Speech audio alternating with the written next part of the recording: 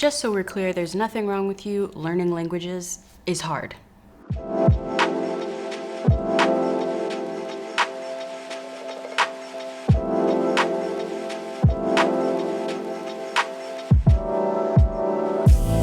So I enjoy watching a "here's how I learned a language in an absurdly short amount of time" video just as much as the rest of you.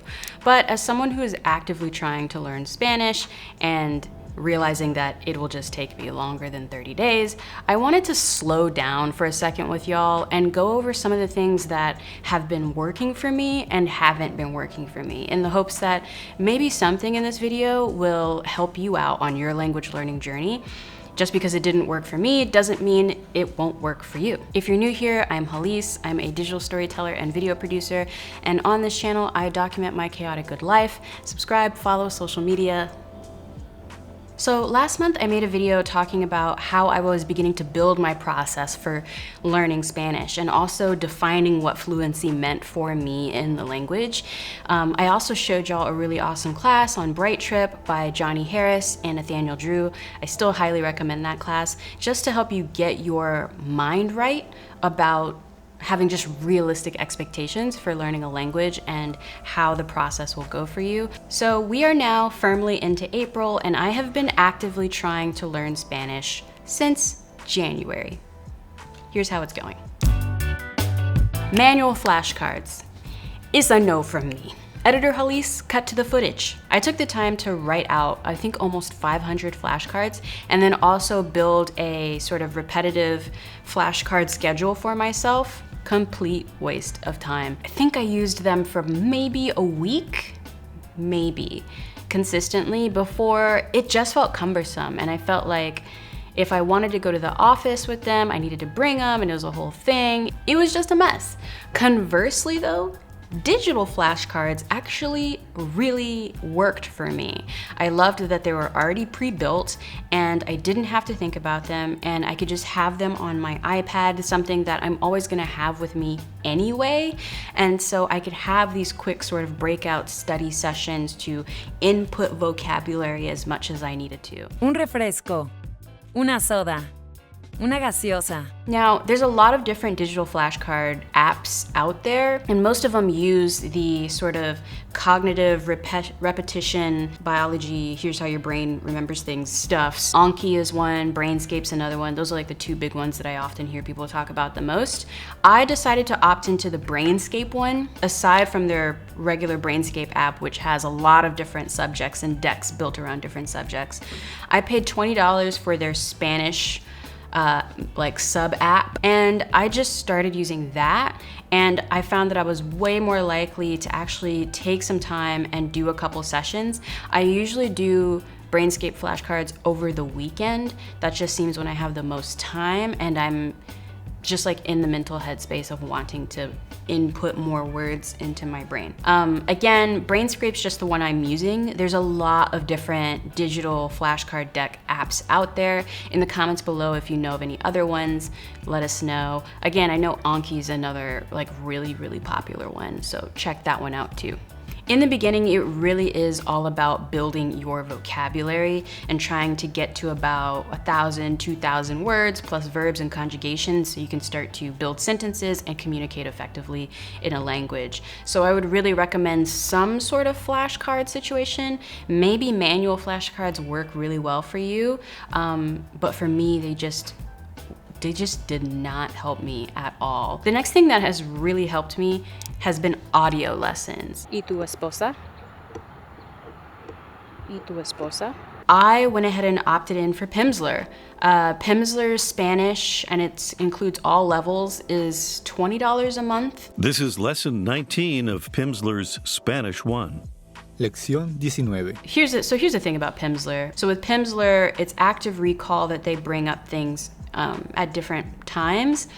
I will say Pimsleur is corny as hell. It's hella corny, hella cheesy stories. They'll try to give you visualizations in audio form. So the narrator will be like, imagine you're a man in Mexico City going to meet your friend at a cafe. But the thing that's really great about Pimsleur is it gets you talking, which is, I think, the hardest thing when you're first starting out in a language. You just are so afraid to even talk. And once I started doing Pimsleur lessons, I was just outside of Pimsleur, I was just way more willing to just say things out loud, which is what you want to do. Remember, reading and writing languages, that's cool, but reading and writing languages is just another interpretation of how people speak. Languages are meant to be spoken, unless it's sign language, then it's meant to be seen. Reading and writing are just interpretations of spoken language. So you want to talk in the language. And I find that with Pimsleur, my ear has gotten significantly better, even though it is that sort of, I feel like they get the same two Spanish people to do every Spanish lesson in the history of time. Like it's the same woman and the same dude. ¿A dónde van nuestros amigos? Nuestros amigos van a un restaurante en 5 minutos. I would really recommend doing Pimsleur, especially when you do Pimsleur in combination with something like a Brainscape. You're really going to notice a significant difference in your active recall of things as you learn new words, and just your accent and your ability to speak. Hola, me llamo Hallease. Hoy la palabra es demasiado, porque es mi favorita, palabra favorita. Probably that way, yeah. Hola, hola, hola, la palabra del día es payaso. ¿Por qué? Ay, Dios mío, muchos videos de Derek Jackson. Él está payaso, ¿no? Film yourself speaking a lot. So if you've been hanging out with me for a while on this channel, then you've probably noticed la palabra del día, which is the word of the day in Spanish. I do them about once a week here on this channel and on my Instagram as well. YouTube has these shorts that you can do now, so I was like, ooh, that's a fun thing to do for the shorts. Filming myself saying the word of the day has been really beneficial for a few reasons. One, before I film the word of the day, I have to think about the word and then think about what I want to say about the word and then how I want to present that to you. And so a lot of times I end up kind of having to translate my thoughts in my mind, which is good, and then also going to Google Translate and things like that to make sure I'm actually saying things correctly and how I want to say them. Learning to speak another language the way I know how I want to represent myself in that language. Two, for me, with those of y'all who speak Spanish and understand the language, y'all have been really, really supportive and engaged with me a lot in those little, mini shorts that I'm doing. And you've also corrected me a lot too, which is really great. And so you get a lot of really great engagement and correction. The third thing, at the end of each video, I always ask y'all to engage with me by telling me more Spanish words that I can practice and learn. And a lot of y'all are starting to put sort of colloquialisms or slang as well, which is really helpful because then it actually helps me to understand, how Spanish is spoken in the day-to-day, how Spanish is spoken culturally, in the same way that, as a Black woman, I use AAVE a lot, or I'll dip AAVE into my videos a lot. I'm still speaking English, but I'm using a different variation of the English language to communicate effectively, and it's based on my culture. So I really appreciate that y'all are starting to use colloquialisms and things like that, because it helps me, again, culturally understand more about the language, which makes it that much more fun to speak and express myself in it. I will also say though, if you know of any other creators to follow who speak Spanish or put out Spanish content, díjame en los comentarios, por favor.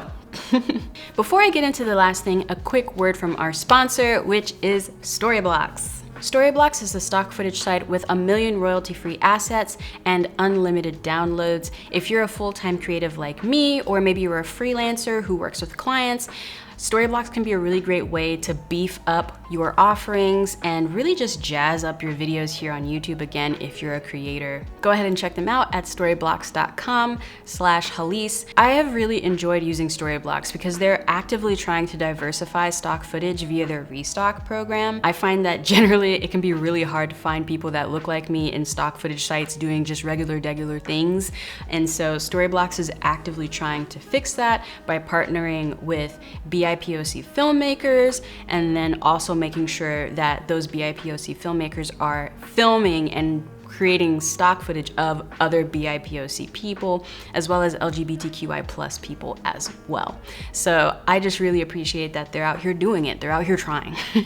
It's really nice to see. Storyblocks has different plans to fit any budget, so whenever you're ready, check them out, storyblocks.com/Hallease. The final thing that has really helped me to stay focused in consistently trying to learn Spanish, even though, again, yes, it's been well over 30 days, is visualization. Visualization is this idea of manifesting what you want for yourself more or less abstractly and visualizing it in your mind. So that way, as you move through your life day to day, you're making concrete decisions, usually subconsciously, that push you towards that abstract goal. Whenever I'm starting to feel like, I don't feel like doing a Pimsleur lesson today, I don't feel like doing my flashcards today, whenever I start to feel that way, I start a little visualization session of myself, and I visualize myself already speaking Spanish fluently. And I visualize myself somewhere in South America, maybe it's Costa Rica, maybe it's Mexico City. I visualize myself there communicating effectively with people,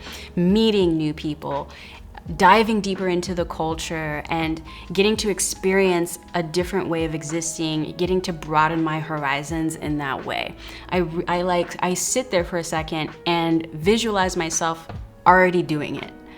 And that really pushes me to then do the work to manifest that for myself. So, bonus tip.